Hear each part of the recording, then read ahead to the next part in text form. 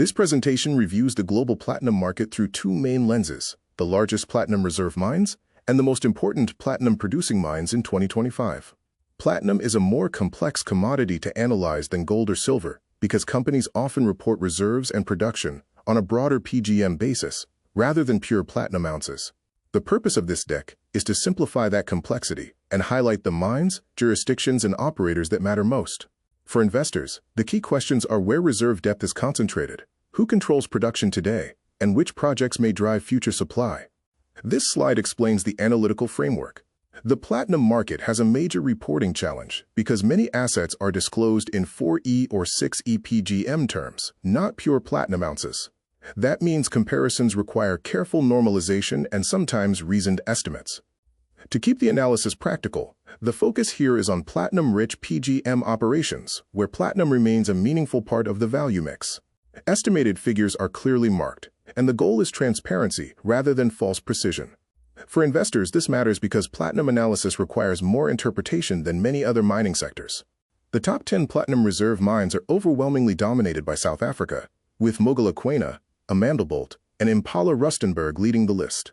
Anglo American Platinum and Implats control much of the top tier, which immediately shows how concentrated the platinum market really is. Zimbabwe also matters through Zimplats and Unki, making it the second most important platinum reserve jurisdiction in this ranking.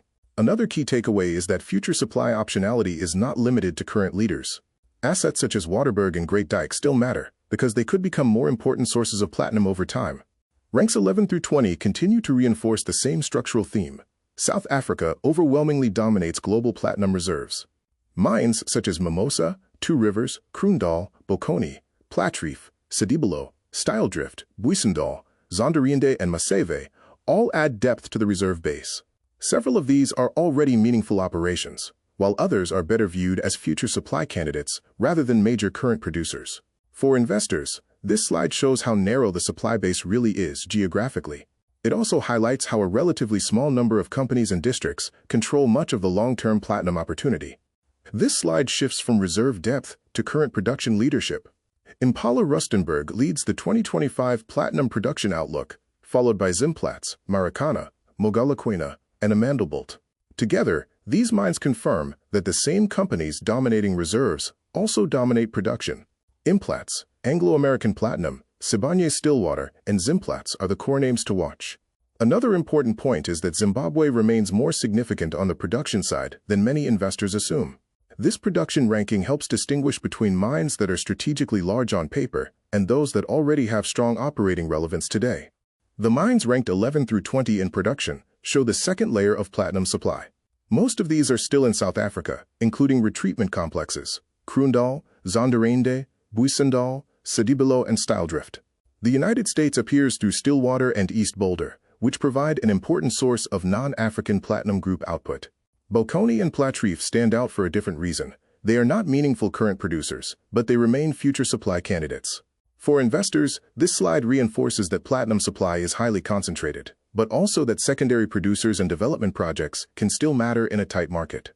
This slide summarizes the most important strategic insights. First, platinum reserves are overwhelmingly concentrated in South Africa, with Zimbabwe as the secondary reserve and production region. Second, production leadership is dominated by a handful of major companies, especially Implats, Anglo American Platinum, Sibanye-Stillwater, and Zimplats. Third, the best all-around operations combine reserve scale with strong operating output, such as Impala Rustenburg and Mogalakwena. Finally, future supply growth is likely to depend on new projects like Waterberg and Platreef. For investors, the sector is concentrated, company-driven, and highly sensitive to project execution and jurisdiction.